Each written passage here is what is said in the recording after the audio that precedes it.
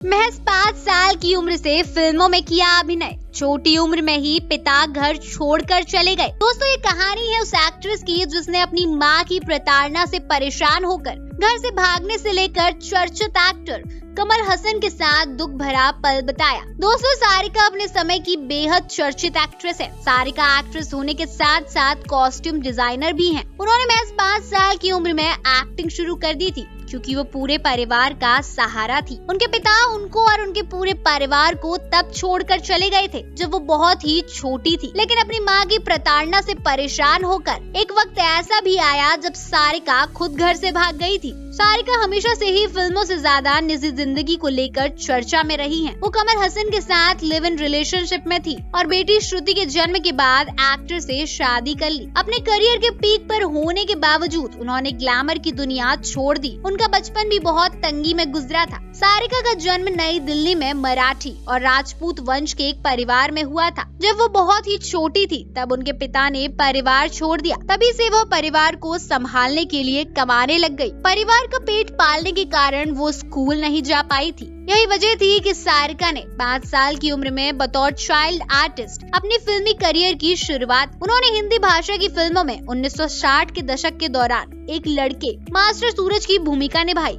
बाल कलाकार के रूप में उनकी सबसे फेमस मूवी हमराज थी।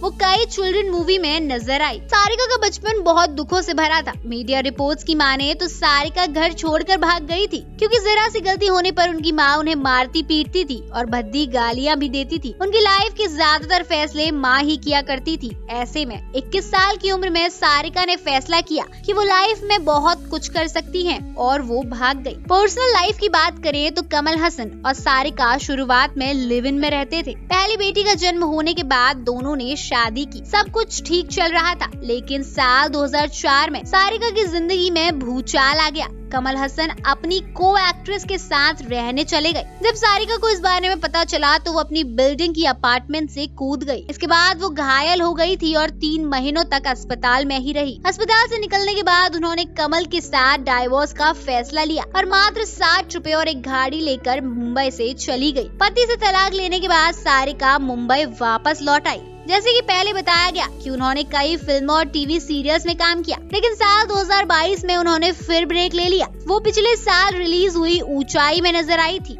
उन्होंने बार बार देखो, पुरानी जीन्स, जब तक है जान और हरिपुत्र जैसी फिल्मों में काम किया है। दोस्तों, आपको ये कहानी कैसी लगी कमेंट करके जरूर बताएं।